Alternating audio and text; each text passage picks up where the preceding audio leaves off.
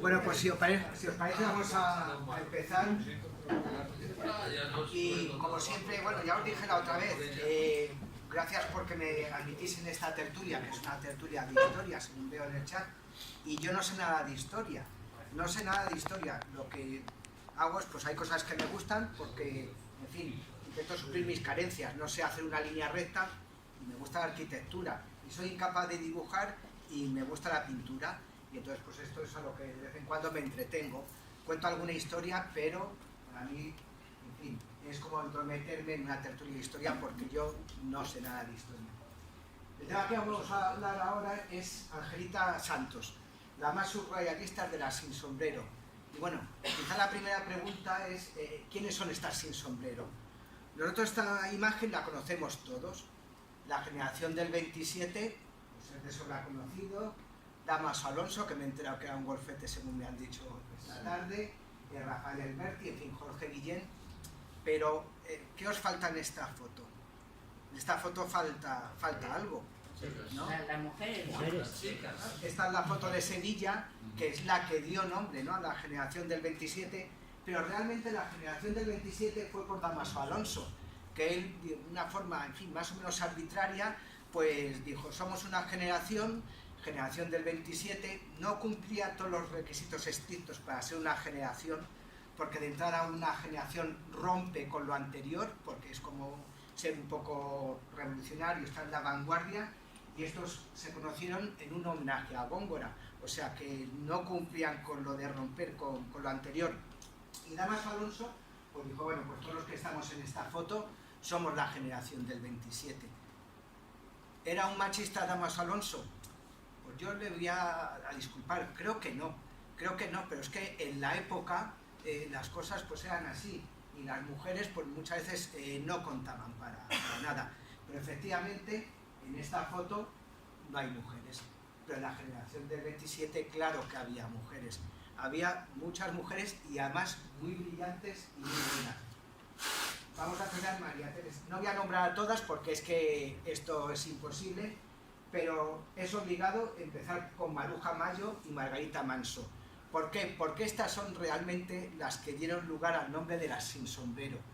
Esto, la anécdota es que salían de la Real Academia de San Fernando y en lo que bajaban de Alcalá hasta Sol, es decir, escasamente 100 metros, pues Maruja Mayo, que debía ser de armas tomar, iba con Dalí y con Lorca y con Margarita Manso, o sea, era un buen cuarteto. Y decidieron pues que se iban a quitar el sombrero, porque quitarse el sombrero decía que les oprimía las ideas, que no les dejaba pensar, y entonces se quitaron el sombrero. Pero en esa época, al principio del siglo XX, el que una mujer no llevase el sombrero era como un signo de falta de respeto, una falta de desacato, en fin, una falta de decencia.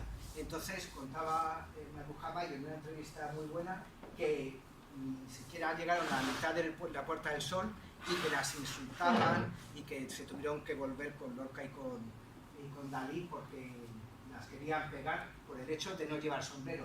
Entonces veréis que casi todas estas mujeres eso lo tomaron como un signo de identidad y casi siempre se fotografían sin sombrero. Bien, también hay que nombrar a María Zambrano, aunque solo sea de pasada, porque seguramente María Zambrano es la potencia intelectual mayor de toda la generación del 27. Incluyo hombres y mujeres. Lo dijo Ortega y Gasset, además fue una mujer que ha sido finalmente reconocida por el premio Cervantes, en fin, es una mujer brillante, la mejor filósofa que seguramente ha dado España, y es bastante desconocida hasta hace poco, pero una referencia obligada a María Zambrano. Y luego quiero también, bueno, estas son tan conocidas, Ernestina Champurcín, Josefina de la Torre, Concha Méndez, que eran poetas, Rosa Chacel, novelista, María Teresa de León, novelista, pero fijaros en esta chica, en esta mujer de mirada penetrante. Era Margarita Gil Roeset. Margarita Gil Roeset era una chica inteligente, culta, además veis que era guapa, o a mí me lo parece, procedía, y joven, porque Margarita siempre fue joven, ya lo veis. Procedía de una familia con un nivel socioeconómico muy alto, pero al mismo tiempo era una familia muy bohemia, los Gil Roset. Su tío era el que fue un militar, que fue desertor, que se salvó de la pena de muerte y cuando volvió se puso a componer canciones para Celia Gámez. O sea, que era un personaje peculiar. Pues Margarita Gil Roset tuvo una educación exquisita. Su padre, que era ingeniero, se preocupó de que aprendiese física y matemáticas. Y ella, con su hermana Conchita, que siempre que se habla de Margarita hay que hablar de Conchita porque iban de la mano, pues tuvieron una formación sólida en ciencias. Pero su madre era una amante de las letras y dijo que las niñas estaban muy bien, que aprendiesen matemáticas, que aprendiesen física, pero que tenían que saber idiomas. Y siendo apenas adolescentes ya hablaban 4 idiomas. Es decir, tuvieron una educación por una familia bohemia con muy alto nivel socioeconómico. Y la madre se preocupó de que aprendiesen escultura, porque Marga estaba dotada con una especial facilidad para esculpir, y se fue al taller de Victorio Macho. En el taller de Victorio Macho, cuando la vio cómo esculpía, dijo que no podía enseñarla porque la iba a intoxicar, y que como la iba a intoxicar, pues que prefería no darle clases. Así que dijo que ella se expresase libremente. Y fue también a clases de dibujo, y con su hermana, siendo niñas, teniendo Marga 12 años, su hermana 15, empezaron a escribir historias, la hermana escribía la letra, ella hacía las ilustraciones. Y las ilustraciones, pues esta es una de ellas, que no sé si os suena algún personaje, al Principito.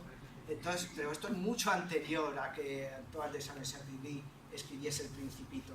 Pero para muchos es donde se inspiró, vamos a decir, Antoine de Saint-Exupéry para escribir el Principito. Y además, las niñas, las hermanas Roset, admiraban a Tagore. Como admiraban a Tagore, querían conocer a la primera traductora que hubo del poeta, del escritor bengalí en España, que era Zenobia Camprubí. Y Zenobia Camprubí, sabéis que era la mujer de Juan Ramón Jiménez. Y si veis la foto de Juan Ramón Jiménez, no sé si os parece que Juan Ramón tiene una mirada triste. Tiene una mirada como que siempre está, es un amargado, o qué le pasa a este buen hombre. Bueno, pues la historia es que un 28 de julio de 1932 se presentó Marga, que tenía 24 años, en casa de Juan Ramón Jiménez, que tenía 51, y le entregó una carpeta amarilla, y además llevaba una bolsa, pues con lo que llevaba siempre, que eran sus martillos, los escoplos, algo que Juan Ramón luego dijo que era algo metálico, que lo llevaba en su bolsa, pero no le llamó la atención. Le dio la carpeta y le dijo, no lo leas todavía, dice, espérate para leerlo. Entonces Juan Ramón pensó que eran unos poemas que le llevaba para que él los corrigiera. Después Marga se fue al Retiro, estuvo dando una vuelta por el Retiro, y posteriormente cogió un taxi y se fue a Las Rozas.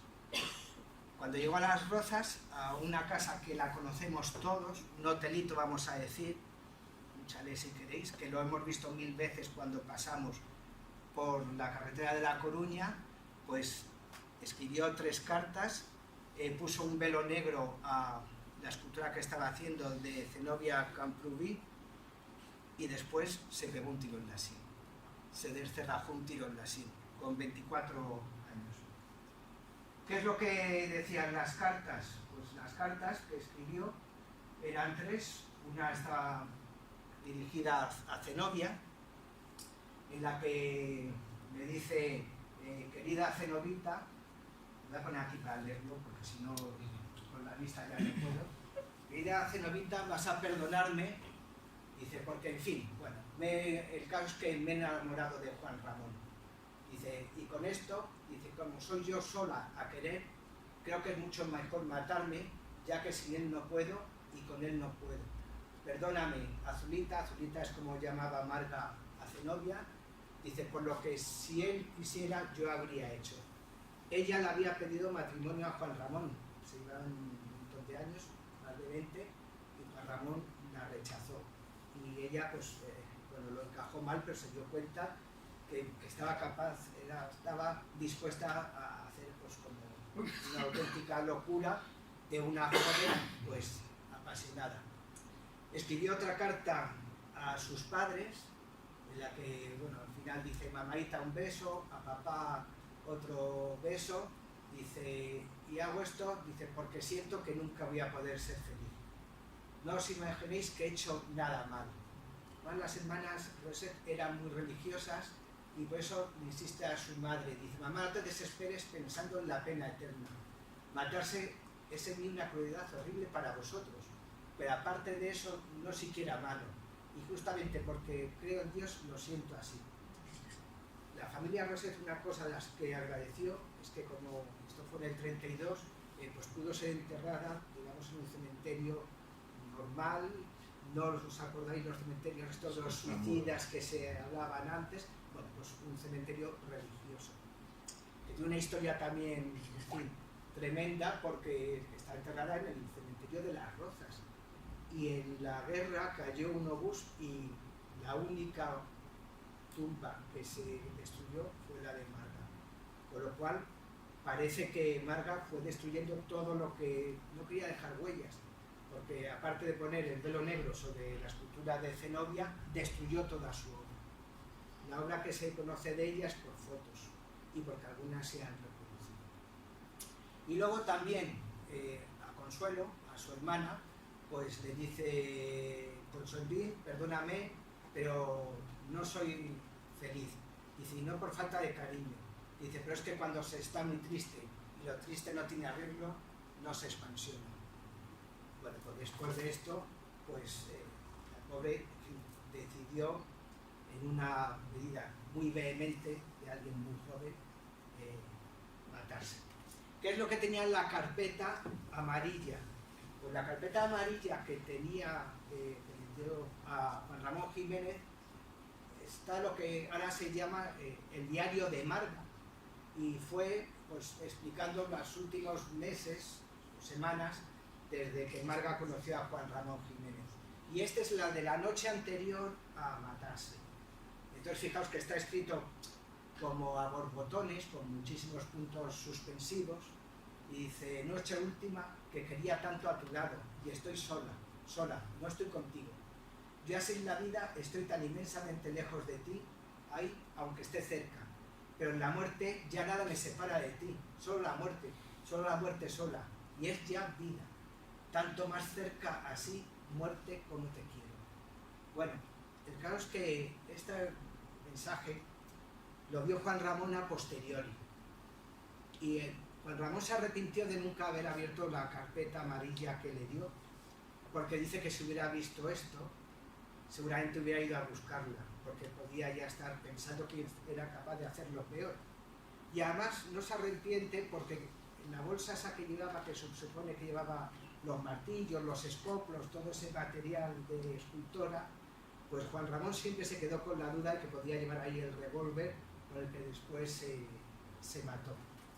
El caso es que tuvo medio ocultos Juan Ramón el diario de Marga, hasta que finalmente se lo dio a Zenobia, y curiosamente robaron en la casa de Juan Ramón y robaron el diario, y el diario de Marga se ha visto a la luz hace relativamente poco, porque estaba desconocido, porque estaba pues robado. Perdona, ¿y cómo salió a la luz? Pues yo me imagino que cuando se vio el material del que se trataba, alguien debió pensar, bueno, esto tiene valor, y por eso lo sacaron a la luz. ¿El ladrón? Bueno, el caso es que otra cosa curiosa es que Marga no murió en el acto, sino que murió, ingresó en una clínica de Las Rozas, en la clínica Omnia, a las 9 de la tarde, y murió a las 2 de la mañana. ¿Quién estuvo al lado de Marga durante ese momento? Pues estuvo al lado de Marga precisamente Juan Ramón, Es curioso, soy capaz de hacerlo, que precisamente aquel hombre por el que se había muerto Marga fue el que estuvo a su lado. A ver, esperar si veo el ratón aquí donde está. Ah, está aquí.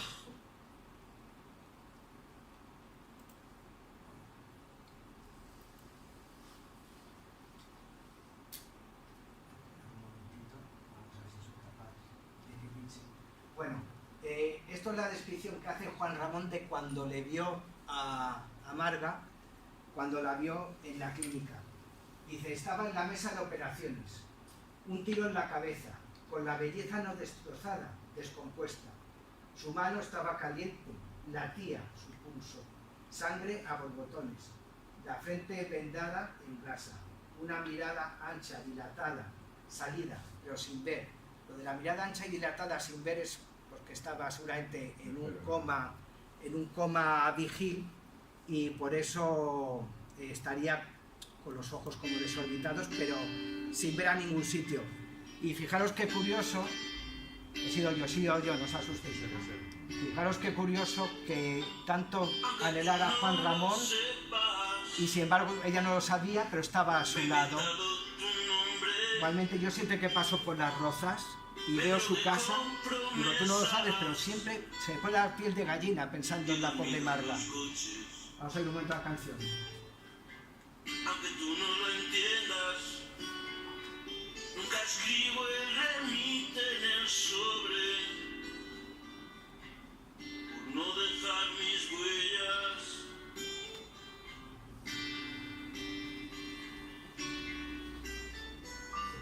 Aunque tú no lo sepas, me he acostado a tu espalda y mi cama se queja, fría cuando te marchas. He brindado mi puerta. Vamos a dejar, porque yo, quien venía a hablar era de Angelita Sánchez. Así que vamos a dejar a Marga, aunque tiene una historia muy dramática, pero vamos a hablar de Angelita, que tiene también otra historia dramática. Angelita nació en el 1901 en Portbou. Su padre era Julián Santos, era un inspector de aduanas que procedía de Salamanca, la castellana. Y su madre era catalana, Aurelia Torroella. Y fijaos en esta diapositiva porque aquí están varias constantes de lo que es la pintura de Antoñita. Por un lado, la playa. Para Antoñita, la playa es la alegría, es la luz, es el Mediterráneo, y le recuerda su infancia, su adolescencia y su mocedad. Entonces es todo lo positivo. Pero fijaros también en Portbou, la pedazo de estación que tiene. Fijaros, esto es el pueblo, pero la estación casi es más grande que el pueblo. O sea, es un pueblo de un tráfico aduanero importantísimo y de un tráfico de ferrocarril importante. Y aquí es donde trabajaba su padre. Su padre tenía que cambiar obligatoriamente cada 3 años de destino. Yo creo que esto influyó en Angelita porque no tiene un arraigo especial, por ejemplo, con los centistas de Cataluña, sino que yo creo que se vio, si se relaciona con algún sitio, precisamente es con Valladolid, es decir, es más con Castilla. El caso es que en los múltiples trasiegos que tuvo de ciudad en ciudad, estuvo en Sevilla y las monjas a las que iba al colegio llamaron al padre diciendo, esta niña tiene un don, habría que explotarlo. Pero bueno, pues el padre pensó, pues en las monjas, a ver si quién las va a hacer caso, ¿no? El caso es que posteriormente fue a Valladolid y le vuelven a llamar. Dice, esta niña tiene un don, dice, hay que explotarlo. Entonces ya el padre empezó a pensar que realmente podía dibujar bien la chica. Le buscó un viejo profesor de pintura, Celino Perotti, que era un italiano un poco ya en decadencia, que digamos que lo que hacía es que instruía a las señoritas bien de Valladolid y les daba clases de pintura. Es decir, no es que fuese una enseñanza tampoco excesivamente reglada, pero fue con él con el que empezó a tener el primer contacto, digamos, más o menos académico. y aprovechando un verano, cuando Angelita tenía 16 años, que se fue a Portbou, empezó a dibujar estos cuadros, que bueno, son muy costumbristas, quizás sean muy sencillos, pero ya se ve que la paleta es una paleta con un colorido, pues vamos a decirlo, muy alegre, muy de su Mediterráneo, con una pincelada rápida, con un trato del color bastante adecuado para una niña de 16 años. Aquí este cuadro, Tío Simón, de 1918, el tío Pepe dibujaba a su familia, pues lo que tenía a mano. Aquí en Niños en el Jardín veis el colorido, brillante, alegría, las niñas están en una actitud bastante modosita, cuidando al muñeco, la otra está cuidando el abriguito que le van a poner, la postura es muy recatada, pero el chico como está un poco más descuidado, ¿no? Por cierto, no les hace ni puñetero caso a las dos niñas, se están mirando a la pintora y las niñas, sin embargo, están pendientes de cómo está el chico. Este es su hermano Rafael, es un retrato, era su hermano que le quería muchísimo, de hecho fue al que sacó de la cárcel después de la guerra, y esta es su hermana Anita, pues ya os digo, con apenas 16 años. El caso es que esto es un bodegón de su habitación, a mí me recuerda un poco a los bodegones de Picasso, la influencia de Picasso era clara, y cuando llegó a Valladolid empezó a pintar las calles de Valladolid. Esta es la calle Alonso Pesquera, dibujó varias calles. El caso es que las vio Francisco de Cosío, que era el director del norte de Castilla, y dijo, pues vamos a invitarla al Ateneo de Valladolid. Pero en el Ateneo de Valladolid solo podían ir pintores vallisoletanos. Pero bien, se ve que Francisco de Cosío tuvo una mentalidad amplia y dijo, esta niña dibuja bien y la vamos a invitar a nuestro Ateneo. Aquí está, un 29, con 18 años, y es esta, bueno, la imagen es que es muy mala, pero es que no se puede conseguir mucho más, cuando le invitaron al Ateneo de Valladolid. Y en el Ateneo de Valladolid presentó dos cuadros. Esta niña, que es el retrato de su hermana, Conchita, y dibujó este autorretrato. Este autorretrato a mí me gusta, o sea, puede parecer un retrato, pues bueno, es una niña, puede ser sencillo porque no tiene el pelo muy arreglado, no tiene ningún abalorio, no está pintado, está con una blusa de pintora, no, digamos, es un cuadro excesivamente elaborado, pero mirad la mirada. O sea, esta mirada es como diciendo, aquí estoy yo, soy Angelita Santos y me vais a conocer, porque yo quiero dejar huella. Es decir, como que muestra, pues no sé si decir cierto descaro propio de la juventud. A mí el cuadro este me recuerda un poco la poesía de Jaime Gil de Diezma de No volveré a ser joven. Que la vida iba en serio, uno lo empieza a comprender más tarde. Como todos los jóvenes, yo vine a llevarme la vida por delante. Dejar huella quería y marcharme entre aplausos. Envejecer, morir, eran tan solo las dimensiones del teatro. Pero ha pasado el tiempo y la verdad desagradable asoma. Envejecer, morir, es el único argumento de la obra. Bueno, pues a mí este cuadro me gusta porque me parece un cuadro con una visión muy psicológica de lo que era aquí Angelita. Pintó por esta época también el retrato de la marquesa de Alquibla, que para algunos puede tener cierta influencia de Tamara de Lempicka, que era una de las musas de Art Deco. En este autorretrato en el Bugatti verde, bueno, pues quizá la trazada pueda recordar, aunque lejanamente. Fue tal el éxito que tuvo en el Ateneo de Sevilla que le invitaron en el 9º Salón de Otoño de Madrid, en 1929. Tenía 18 años y aquí presentó este cuadro, Un mundo, que ella dice que se inspiró en un poema de Juan Ramón Jiménez otra vez, que es este.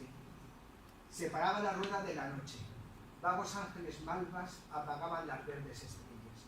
Una cinta tranquila de suaves violetas abrazaba amorosa la claridad. Y este es el cuadro. Este es el cuadro de un mundo que es como un cuadro, el paradigma, digamos, ¿no? Cuando se habla de Angelita, es su cuadro.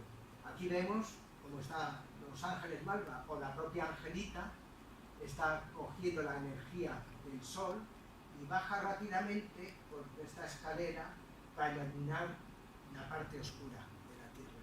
Como un símil, ¿no? Como diciendo, las mujeres iluminan la parte oscura de la tierra. Por otro lado, tenemos como dos mundos, aunque se llama un mundo, a lo mejor se tendría que llamar dos mundos, porque tenemos un mundo planetario, un mundo terráqueo, que bien, no es redondo, pero estábamos en el cubismo, es un mundo cuadrado, y luego tenemos un mundo cósmico, que son estos personajes que están aquí. Estos personajes que están tocando con extraños instrumentos, unos niños que parece que tienen el regazo. Parece ser que en 1929 se empezaba a hablar de la posibilidad de vida en Marte. Y esto fue como Angelita se imaginó que podían ser los marcianos, es como su interpretación. Pero quizá más interesante sea la parte del mundo terráqueo, ¿no? Del mundo planetario. ¿Veis este lado del cubo? Es la parte más luminosa. Para ella es la parte feliz de su vida.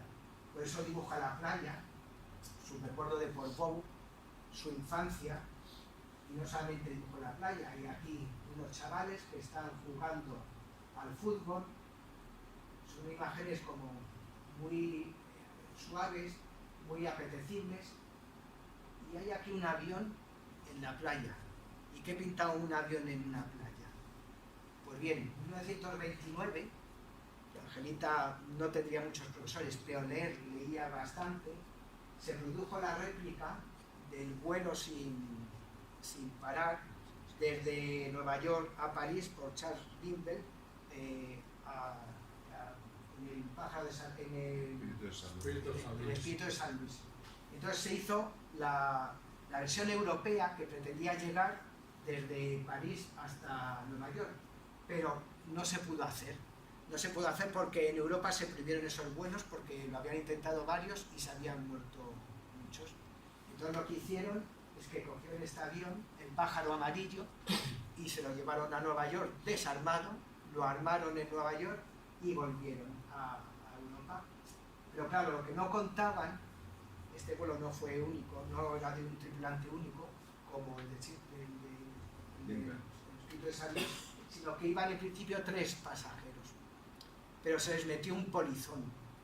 Entonces, claro, al meterse el polizón ya se quedaron sin gasolina y tuvieron que verse obligados a aterrizar en la playa de Comillas, en la playa de Hoyo-Hambre, donde tuvieron que hacer un aterrizaje de emergencia. Y esto es una foto, pues nada, de los niños de Comillas. Mi padre siempre hace porque decía, yo puedo ser uno de estos, yo puedo ser uno de estos, porque era, su pueblo estaba al lado y aterrizó ahí. De hecho había un monolito recordando al pájaro. Vamos al otro lado del cuadro, que veis que es una ciudad atravesada por un río. Ya pensamos que puede ser Valladolid perfectamente, ¿no? Que es donde ella empezó a despegar como pintora. Hay cosas, bueno, aquí no se ven muy bien y con la luz tampoco se ven menos. Aquí hay una comitiva, es un entierro que llevan a parecer que puede ser un niño a enterrar, y aquí los ángeles están cogiendo el alma del niño y lo están elevando al cielo. El río Pisuerga, y curiosamente fijaos que los edificios no tienen paredes o no tienen techos. Esto estaba basado en el diablo Cojuelo. En la historia del diablo Cojuelo, si os acordáis, el diablo es liberado por un estudiante y para recompensarle, el diablo coge al estudiante y dice, ven, vamos a ver lo que hay de verdad detrás de las paredes. Vamos a ver los vicios ocultos de las virtudes públicas. Y seguramente por esto, que era muy tradicional en Castilla, Angelita pintaba las casas sin ningún tipo de paredes ni de techos. Y luego tenemos la última parte, la más oscura, tan oscura que aquí en fin, no se ve. Este cuadro está en Reina Sofía, o sea que se puede ver allí, se aprecian muchas cosas. Aquí hay un asesinato, por ejemplo, aquí más casas sin techo, pero aquí aparece el tren otra vez. Y está el tren, que era el padre, y está en la parte oscura. Claro, con el padre tuvo siempre una relación de luces y de sombras. ¿Por qué? Pues yo también entiendo al padre. Esta niña tenía 17, 18 años y estaba muy atraída por la vida intelectual, por la vida bohemia, y el padre la intentaba retener en su casa. O sea, en Valladolid, en ese momento, una niña con 17, 18 años se fuese con los intelectuales, no estaba bien visto. Y el padre está aquí en el lado oscuro, pero fijaros, sale por un túnel al lado más claro, al lado de la felicidad. Es decir, como que tenía una relación muy ambivalente con el padre. De hecho, el bastidor de este cuadro, que es un cuadro enorme, porque mide 3×3, surgió porque Angelita dijo a su padre, dice, yo quiero hacer un cuadro en que quiero representar mi mundo. Y su padre fue a Macarrón y le compró el bastidor de 3×3 y dice, pues si quieres representar el mundo, vas a editar un cuadro muy grande, así que toma, ponte a pintarlo. Y el cuadro pues impresiona ya solamente por el tamaño, impresiona. Bien, este cuadro llamó la atención, es verdad, de los intelectuales de la generación del 27 masculina, vamos a decirlo, y especialmente de Ramón Gómez de la Serna. Sí, que estableció con ella un trato más allá que la admiración hacia una pintora joven, sino que fue una relación, pues, en fin, que quería tener más complicidad. De esta misma época, Angelita pintó La Tertulia, que veis aquí quería representar, pues, que son chicas modernas porque visten de forma moderna, los escotes son modernos, están fumando, están leyendo, tienen estas posturas exageradas que recuerdan las serpentinatas de los cuadros religiosos, y esta es ella, Angelita, que se autorretrata de una forma un poco más fea. Esta tertulia llama la atención, pues hombre, si comparamos con la tertulia que dibujaba Gutiérrez Solana, pues llama la atención. Esto es una tertulia gris, oscura, negra, no hay mujeres, bueno, mejor dicho, sí hay una mujer, hay esta mujer que está reflejada en el espejo, que es la mujer del marido, del dueño del café.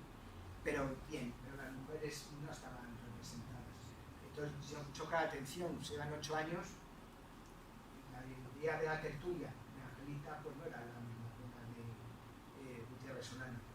El caso es que Angelita empezó a llamar la atención después de su exposición y se pusieron en contacto las mujeres del Liceo Club Femenino. El Liceo Club Femenino estaba en la Casa de las 7 Chimeneas, en la Plaza del Reino. Y era un liceo pues que decían, no es una reunión de mujeres con abanico y baile, dices, es una reunión de mujeres que se han propuesto adelantar el reloj de España. La presidenta en ese momento era María de Maeztu y la secretaria era Clara Campoamor. Y la llamaron para que representase también allí sus cuadros. Aquí está, y bueno, no se ve, pero en fin, es ella la Angelita, la que le invitaron las otras sin sombrero para exponer su obra. Fue tal el éxito que en el 10º Salón de Otoño del Retiro de la Casa de Velázquez la llamaron por una sala solo para ella y tenía que dibujar ni más ni menos que me parece que eran 30 cuadros. Entonces empezó con una labor agotadora, la chica tenía 18 años, pues bueno, empezó a trabajar mañana, tarde, incluso noches. Este fue uno de los últimos en el que... Oiga, se nos ha caído el tiempo. Me lo estaba temiendo que iba a ocurrir. Bueno, ya lo agarro yo.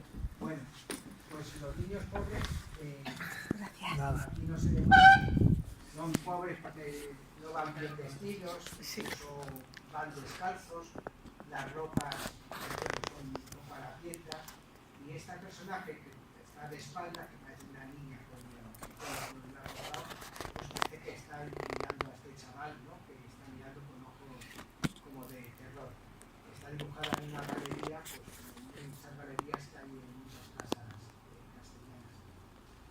esta niña durmiendo, del 1929, veis que aquí ya no es la Anita que había dibujado al principio, ni Conchita con delantal de cuadros, sino que es un cuadro un poco intrigante, no se sabe muy bien el motivo de estos huevos, la luz es muy cinematográfica, fijaos que parece un fotograma de una película, y la niña, pues bueno, tiene un aspecto como de estar melancólica, triste, es un cuadro oscuro, aquí no se ve nada del colorido, ¿no?, que veíamos al principio en sus cuadros de un año escaso antes.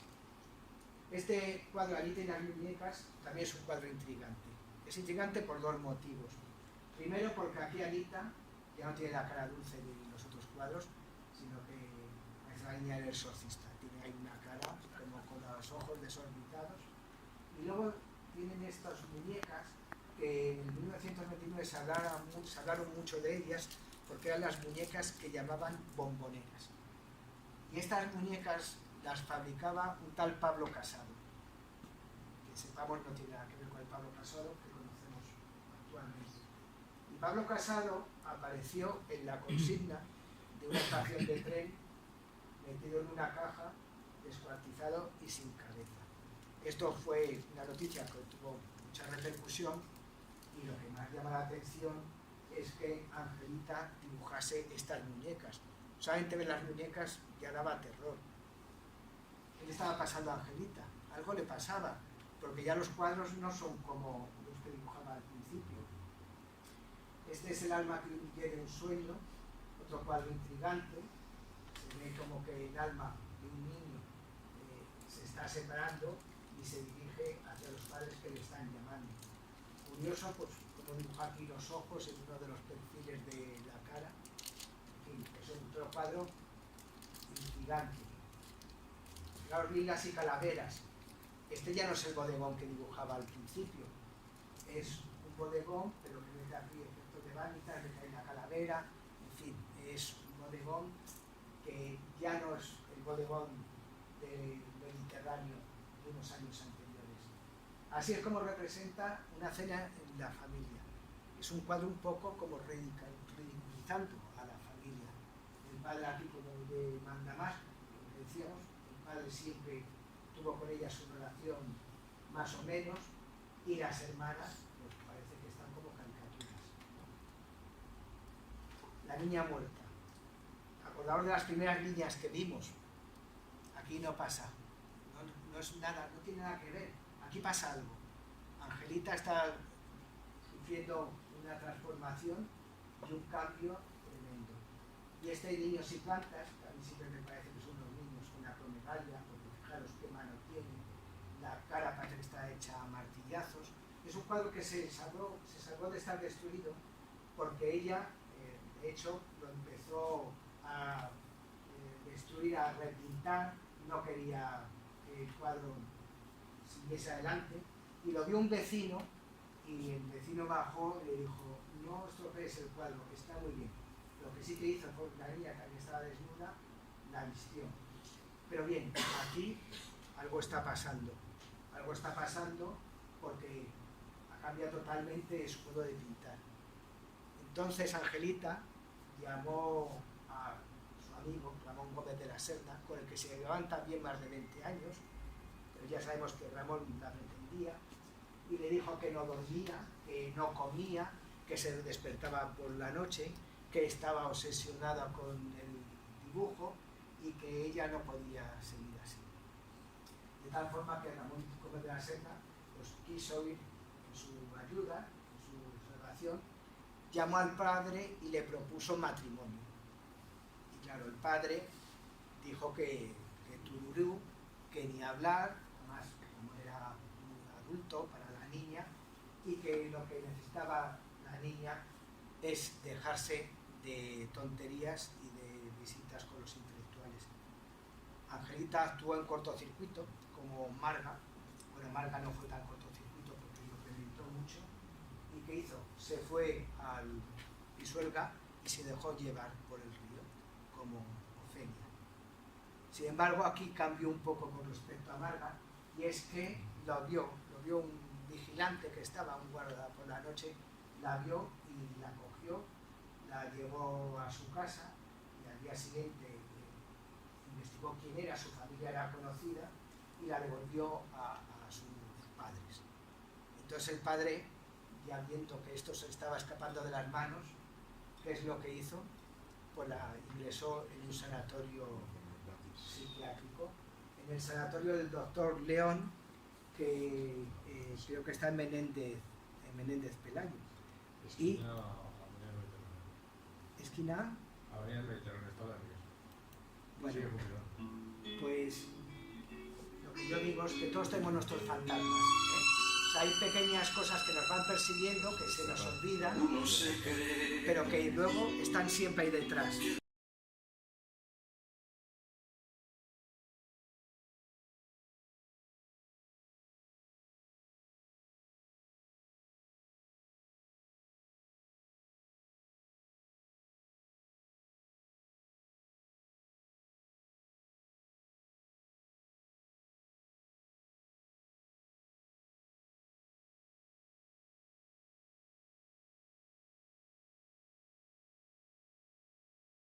Bueno, después del internamiento en el psiquiátrico, pues Gómez de la Serna escribió en la Gaceta Literaria, la genial pintora Ángeles Santos, incomunicada en un sanatorio, en fin, esto no arregló precisamente las relaciones con su madre, y el tiempo que estuvo ingresada es un poco desconocido, es un enigma. Parece que estuvo entre 1 mes y medio para algunos hasta 3 años para otros. No se sabe bien porque de esta época no hay nada escrito, ni hay ninguna historia clínica a la que recurrir, en fin, es algo desconocido. En esos sanatorios que se hacía, pues el electroshock no estaba muy desarrollado porque era muy poco seguro.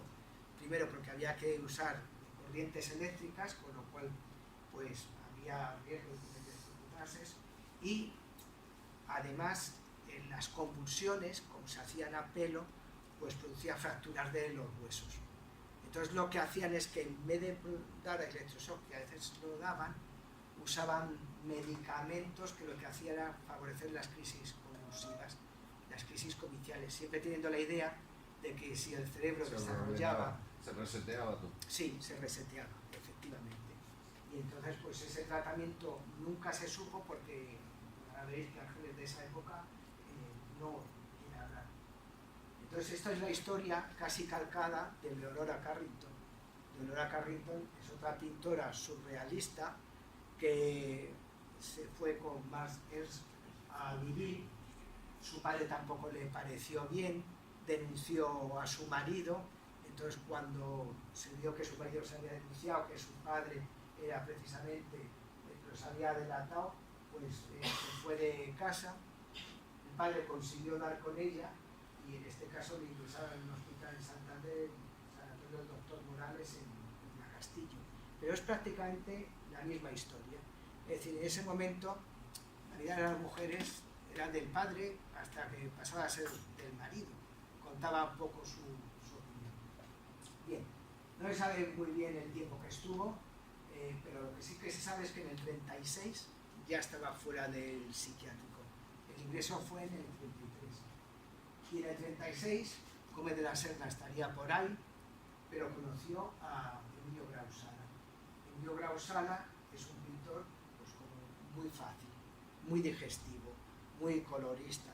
Y entonces, no se sabe si se enamoró de Emilio Grau Sala, si se enamoró de su pintura. El caso es que se casaron. Se casaron, pero con tan mala suerte que, claro, en el 36, pues sabemos todo lo que pasó.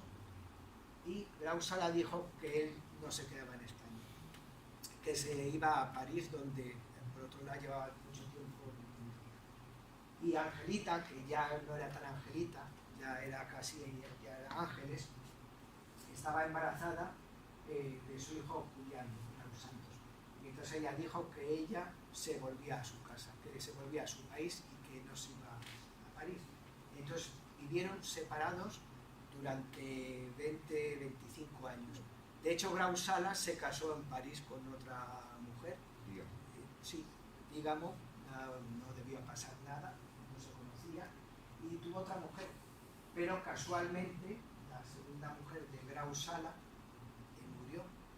Angelita fue a verle a París y luego las cosas volvieron a casarse y volvieron a vivir a España. ¿Qué ocurrió? El tipo de pintura de Angelita cambió totalmente. Fijaros en el autorretrato que os decía al principio, el descaro de la juventud, y mirad cómo se autorretrata. Han pasado 14 años, pero fijaros cómo el cuadro es diferente totalmente. Si me decís a mí con cuál me quedo con esto. Y bueno, esta es otra forma totalmente diferente de entender la pintura. Me gusta más esto. Fijaros cómo pinta esta figura en el jardín y cómo pintó a la marquesa de Alcina. Pues para mí también este me parece un cuadro con mucha más fuerza, con mucha más potencia que esta figura que me parece un poco pastelera. El resto de cuadros, pues bueno, toman este tono que lo copia de su marido, de Emilio Grau Sala. Mejor o peor, desde luego es otra pintura totalmente diferente.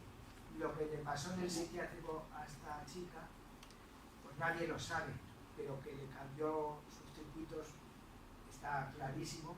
Por otro lado, es una época en la que ella nunca quiso hablar, siempre lo ocultó y dijo eso fue en otro momento. Pero en fin, afortunadamente las cosas luego acaban valorándose. En el 2003 fue medalla de oro de Bellas Artes y luego fue una mujer, fue bastante longeva, vivió 102 años y finalmente murió. Pero bueno, yo siempre digo, es que esta gente no tendría que morirse, porque aportan tanto que no se tendrían que morir, nunca se tendrían que ir. Hoy en mi ventana brilla el sol y el corazón se pone triste contemplando la ciudad. ¿Por qué te vas? Como cada noche Bueno, desperté. el mundo de Angelita era un mundo peculiar, pero era un mundo con mucha vitalidad, dibujaba muchas cosas, aquí está jugando al tenis, aquí jugando al fútbol, los bañistas, es decir, un mundo con mucha vitalidad. Yo ahora hay veces, cuando veo las noticias, que lo que me da miedo es que acabemos viendo otro tipo de mundo, que esperemos que no. Bueno, pues nada más, muchas gracias. Y recomendarles que vayáis a ver el cuadro, porque en el museo se ve muy bien, de aquí no se aprecia casi nada de los detalles que he dicho. Carlos, ¿qué? Me vais a perdonar, porque es que todos los que estáis aquí sois bastante nuevos, y tanto citas a Andrés y a Agustín, hace como, diría que 3, 4, 5 años. Hicimos, es que no sabía yo, perdona Rafael, pero he visto la persona que ibas a poner aquí, no sabía que era Sam. Hicimos una presentación, Raquel y yo, que eran 3 mujeres en el Museo del Prado, 3 mujeres en el Si estáis aquí, que no me conocéis, yo he sido guía del Real Sofía alrededor de 15 años y los últimos años además coordinador de él. Entonces, no es lo mismo, no podéis ni imaginaros. Un mundo es un mundo, que es que se te pone la piel de gallina. Normalmente era el cuadro al cual en las visitas de críos de 10 o 12 años se llevan los críos allí. No solamente por ver la escalinata que va bajando, sino por la inmensidad de detalles que tiene la parte interior de allí. Y yo particularmente, cuando eran de gente más adulta, me veía la tertulia. A mí la tertulia me parece espectacular. Bueno, claro, las 3 mujeres que estamos hablando eran la Maruja Mayo, esta, y hay una que es que no me acuerdo en este momento, que es la santanderina, esta que pintaba... María Blanchard. Esa es María Blanchard. Impresionante. Lo que pasa es que María Blanchard, yo modestamente creo que no se debe reconocer entre las sin sombrero. ¿Cómo? Que no debe estar clasificado entre las sin sombrero, porque Yo- María Blanchard... Yo es que estas señoras no les habría asimilado, Sí. sino como artistas. O sea, yo he visto la obra de María de Mayo en algunos Sí, sitios Maruja determinados. Mayo, sí. Claro, cuando esta mujer hacía un mundo, Mayo estaba haciendo la kermés, por ejemplo. Sí. Llevamos a los críos a ver la kermés, Sí. porque es que la kermés es más, yo es que un cuadro más pequeñito, pero vamos, independientemente de ese tema, la Blanchard a mí es un personaje, bueno, tú en París con los grandes pintores, Picasso y compañía, les hablaba de tú y tiene una obra impresionante. Lo que pasa es que está en los fondos del museo, lamentablemente. Pero bueno, lo que iba. La tertulia, que tiene ese tamaño aproximadamente, un poquito menos, que es un poco menos, es verla, es que no es lo mismo verla que verla allí. Hay una señora que está fumando, en ese momento, una mujer fumando, Dios, y la que está de frente mirando, está mirando descaradamente. ¿Cómo no se le ocurre ante los varones bajar un poco la vista? Es un manifiesto clarísimo, Sí. clarísimo. Es impresionante esta mujer. Iba a preguntarte una cosa, porque de toda la biografía que yo en su momento conocía, porque te digo que la presenté y todo eso, a mí siempre me quedaba un poco más oscuro.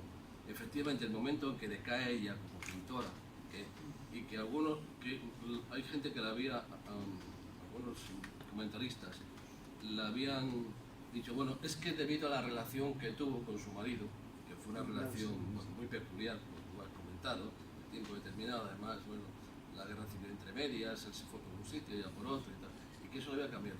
Pero efectivamente, tú has comentado que fue antes de ese tema.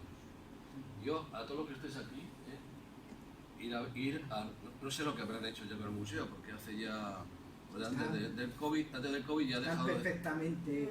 está un mundo, No, y es que en un una mundo, sala un poco... mira, un mundo y el Guernica son de los dos cuadros que yo sé que Están no se han llenos. movido de allí en toda la historia, todo el tiempo que he estado allí, 15 o 16 años, no se han movido, porque es que un mundo para moverlo es que no cabe aquí, no cabe aquí de altura, probablemente, es un cuadro, quiero decirle para verlo, claro, si lo pones en el suelo llega hasta arriba, pero es un cuadro inmenso, es inmenso, pero a mí me causa mucho más, me causó una impresión. A lo mejor la tertulia es un manifiesto feminista de primera línea, más hecho con alguien con una inteligencia fuera de lo común, por encima de lo común, o sea, Estoy totalmente y de las acuerdo. tres personas estas que hablamos, la Mayo con sus obras y tal, que hay, las espigas y las mujeres son famosísimas, son buenísimas por sus obras, o la María Blanchard, bueno, a mí me parecen unos artistas de primera línea, pero yo te digo que es que la relación del marido y ella, cuando ella se casa y tal, Fue tormentoso.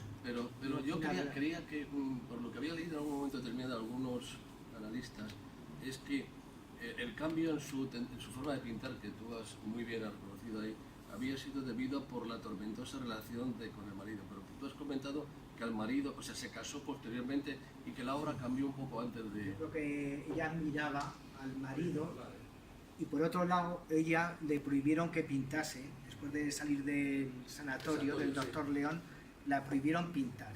Entonces lo que hacía es que pintaba a escondidas. Pero claro, lo que no quería es volver a pasar lo que había pasado y no quería volver a hacer los mismos cuadros que le había producido acabar en esa situación, digamos, tan atormentada.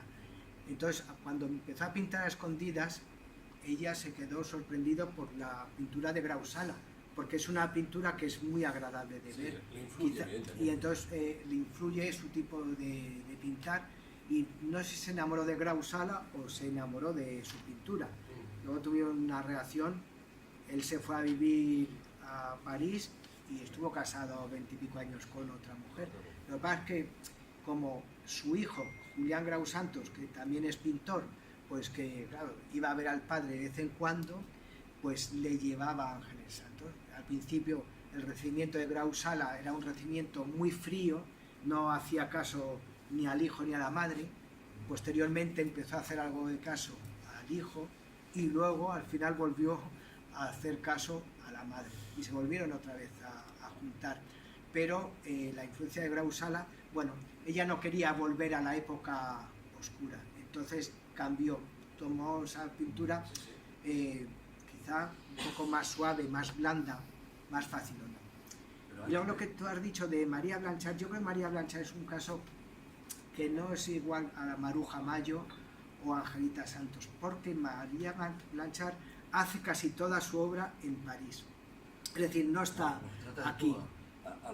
la primera línea, la A primera nos Picasso, trata de tú. sí, Y lamentablemente, quizás una exposición que hubo ahora unos ya 15 años, que estuvo medio escondida en Reina Sofía allí, sacaron la obra un poco de abajo y tal, te quedabas deslumbrado viendo que esa mujer pintaba, la pintura que se llevaba, nos trataba de tú, una mujer tullida que iba encorvada. María Blanchard no es tan Impresionante eso. conocida porque precisamente tenía una discapacidad, no hay fotos de María Blanchard, hay una foto única de María Blanchard porque ella nunca se quiso fotografiar No quería nunca. porque tenía Claro. un defecto físico importante. De hecho, estuvo becada al principio con 1000 pesetas, que debía ser una cantidad importante, pero cuando perdió las becas ganó en Valladolid, creo recordar, Sí. en Valladolid ganó una cátedra de dibujo y nunca llegó a ejercerla porque los niños se reían de ella. Y ella nunca se fotografió, entonces por eso quizá tampoco ha tenido tanto impacto como el que ha podido tener otros pintores cubistas. A mí me llama mucho la atención, es una mujer, o sea, su problema es que su madre cuando iba a dar a luz Sí. le atropella en Santander, le atropella Sí. un vehículo y entonces cuando nace con una malformación, evidentemente con una esterosis tremenda, tú lo conocerás mejor que Sí, yo, sí, y ella sí. y todo eso, pero es que a pesar de todo eso, que era una mujer que además estaba muy deformada, se va a París y les habla de tú, hablando de tú, Tuvo- porque las obras suyas las comparas con los mejores que hay en ese momento allí y dices, Con los mejores esta- cubistas, sí. los mejores cubistas está en la primera línea y tal. Lo que pasa es que verdaderamente lo que yo no sabía de Santos, por ejemplo, es la relación con la sombrero que te he dicho anteriormente. Sí, sí, sí. Claro, sí. es que Ella eso es- fue invitada al Liceo Club Femenino. Sí. O sea que estas mujeres que eran muy activas, ¿No? las llamaron a Angelita Santos y formó con ellas, la llamaban también el grupo de las maridas al Liceo Club Femenino, porque muchas de las mujeres que estaban en el liceo pues eran maridas o hermanas de alguien famoso, ¿no? Maridas. O sea, Maeztu, pues sí, Sí. estaba Ramiro de Maeztu y María de Maeztu. La hermana de Baroja también estaba metida, o sea, eran las maridas, lo decían un poco despectivamente, pero bueno, tuvieron una vida muy, muy activa, cultural, que no hay que confundirla con la vida en la residencia de estudiantes No, no. femenina, Sí, sí, que claro. Otra cosa diferente. fue paralela, se superpusieron, pero actuaban No, pero ahora comprendo mucho más todavía cuando has la comentado residencia de tú señoritas, sí. la relación que tenía con en primera época con ese sombrero, porque yo he leído poco sobre el manifiesto feminista de la época esta, pero evidentemente el cuadro de la Santos, de la tertulia, para mí es de los manifiestos feministas, Sí. feministas de verdad, de primera línea. Sí, De sí, primera estoy de línea. acuerdo. Y además, cuando está hecho, porque es del 30, me parece, ¿no? Creo que es del 28 al 30, por sí, ahí. puede ser que sea el Dios. 30. Sí, no lo sé, lo podemos ver. A mí lo que me sorprende de ese cuadro ¿De cuál es de...? que el de la tertulia, habla fuerte, Elena. por Sí. favor. el que me sorprende, lo que me sorprende de Ponte ese de cuadro pie. de la tertulia es que es completamente del 29. estilo 28. de Tamara Lempica. Y ella, creo, Rafael, que no Sí. había conocido nada de No, Tamara pero Lempica y de no la había No, conocido, no. pero leía mucho Ah, y pertenecía, o sea, su padre tenía un Impresionante. puesto, era un alto funcionario, tenía un nivel cultural alto. Y ella leía las revistas extranjeras, o sea, no leía, claro, no leía el norte de Castilla solo. Y entonces al leer las revistas extranjeras es por lo que conoce a Tamara Lempica y conoce un poco la intelectualidad y la vanguardia de la época. Ella, su único maestro fue un maestro en la decadencia. Sin embargo, pinta aquí con 18 años y pinta con una actualidad tremenda. Entonces pudo beber de Tamara Lempica. Sí, dice que la marquesa de Alquibla seguramente conocía la pintura de o sea, Angelita conocía la pintura de Tamara. Juan, Igual ¿qué que dices de ese escorzo? De la chica que está a la derecha abajo. ¿Me preguntas a mí? Sí, a ti. Ah, pues a mí eso... Es que Juan es pintor. Yo soy pintor. Sí. Cuando he dicho que yo sabía... Ah, no, que eres Juanjo, te estoy confundiendo con Ah, ya Juan. decía yo. Uy, madre. Digo, no recuerdo esa fotografía, no la recordía. No, pero fíjate, la de la derecha está fumando, la otra está leyendo y la Son tercera mujeres está mirando modernas. descaradamente. Y otra manifestación de que son modernas es el diseño del mueble, o sea, la silla. Todo. Fijaros como, ¿veis? Pinta esta silla con especie de tirabuzón, de espiral, o sea, como ella diciendo, somos modernas. Es que en el 28 Angelita era cuando está diciendo, que soy Angelita Santos y soy joven y me voy a comer la vida. Sí, dime. Sí, Rafael, en primer lugar, muchas gracias. La verdad que es fantástica la charla, como siempre nos tienes acostumbrado. Y quería hacerte una pregunta. Si dentro de que tú sabes, ¿cómo influyó su estancia en el sanatorio para que después cambiara el estilo de pintura? Totalmente. O sea, hay un antes y un después. Yo Pero- digo, pero hay ¿por primero- qué? A ver, el tratamiento en la época no se sabe, pero por lo que comentaba Leonora Carrington, no eran sanatorios, eran de cárceles. O sea, Leonora Carrington lo describe muy bien. Angelita, con prudencia, nunca dijo nada de esa época. Pero Angelita sabía que eso no quería volver. Leonora Carrington sí que lo describe muy bien en su estancia en Peñacastillo con el doctor Morales, que lo normal es que estuviese un par de días atada, desnuda, haciéndose de todas sus necesidades y que esa era parte de la terapia. Y claro, era prácticamente un castigo. O sea, el enfermo psiquiátrico en esta época pues rozaba el criminal, en fin, tenían conductas muy anómalas que muchas veces no se entendían como enfermedad. Y luego los tratamientos estos psiquiátricos, en fin, ahora la medicación, claro, no es nada la misma, está muy refinada, pero estos tratamientos dejaban secuelas, porque si tú estás tomándote un fármaco, un medicamento que lo que te produce es una crisis cognitiva, pues bueno, eso va a influir necesariamente luego en tu comportamiento. No sabe muy bien cómo influye, pero bueno, hay que decir dos cosas. En primer lugar, los tratamientos de electroshock, pese a lo que creamos quizá por las películas, el cine, son tratamientos muy eficaces. Sí. Son muy eficaces, pero como se hacen ahora. Es decir, ahora, por ejemplo, nosotros para hacer un electroshock tenemos que bajar anestesia baja para que al tener la crisis comical pues no se rompan los dientes, no se muerda la lengua o no se rompan los huesos. Pero a nivel de su, digamos, depresión, el tratamiento de electroshock es totalmente eficaz. En aquella época se daba un premio Nobel a Egan Money por desarrollar la lobotomía. Sí. O sea, llegaban y te extirpaban el 90% del lóbulo frontal y si quedaban tan a gusto. Sí. Pero es que la alternativa a eso era tener al enfermo atado. Claro, es que Es que es lo que había. Sí. Entonces, claro que cambió, porque ya lo que, aparte de lo que pudo hacer, digamos, cambios estructurales en la medicación, lo que tenía era auténtico terror a volverse a enfrentar con su padre y a volverse otra vez a tener que ir al Es sanatorio. que a mí personalmente me ha dado la impresión de que la primera pintura es más vanguardista, más individualista, y la segunda es como más formal o como más que cumple unos cánones, ¿no? Totalmente. Por eso a mí me gusta más el retrato primero, en el que está Angelita ahí como mirando fijamente, me gusta mucho más que el segundo, porque me parece más pastelero, me parece más blando. Este cuadro me gusta mucho más que los que hace luego al final.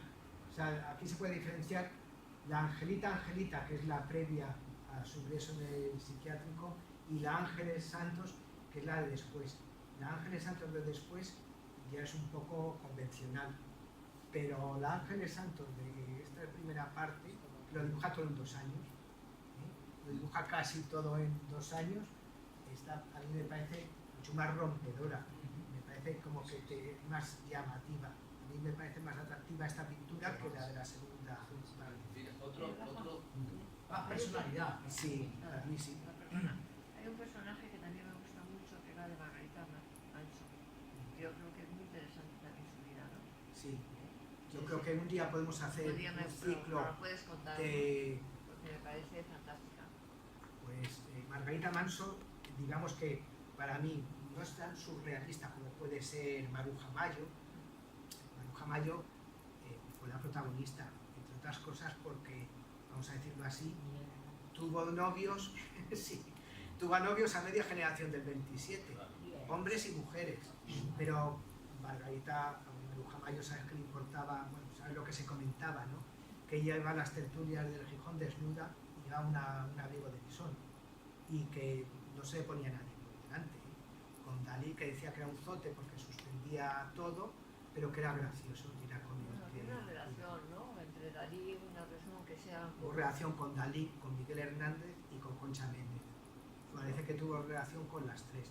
Dentro de que hasta qué punto fue una relación genial o mortal, eso no se puede saber porque Maruja Mayo, cuando habla al final, pues no especifica. Y dice, sí, era muy amiga mía y eran muy amigos míos y yo los conocía mucho. Pero no especificó. Vamos, todo parece que fueron pareja, tanto de Dalí como de Miguel Hernández, y seguramente de Concha Méndez. La dibuja en muchos cuadros. De todas formas, no hizo un poema, Lorca, a Margarita Manso, Sí. que Lorca o sea, una hizo cosa- poemas a todas las sin sombrero. Porque a María Blanchard, que era muy fea, le decía así, dirán que no eres la más guapa, pero tu mirada vale más que el resto de las sin sombrero. Bueno, entonces no se llama sin sombrero, ¿eh? Lo de sin sombrero es algo que es muy posterior, igual que la generación del 27 es por Damaso Alonso, que él lo describió así. La sin sombrero fue un proyecto muy posterior, pero muy posterior, en el que al grupo femenino del 27 la llamaron sin sombrero por Maruja Mayo. Por eso, yo por ejemplo, o nosotros, Javi que iba conmigo al cole, Javi y yo nunca hemos oído hablar de las sin sombrero en el cole, pero mis hijos saben quiénes son las sin sombrero, porque es un proyecto mucho más, una denominación muy posterior. Nosotros nunca nos hablaban de las sin sombrero. Porque se lo has contado tú. A los hijos no se le ha contado.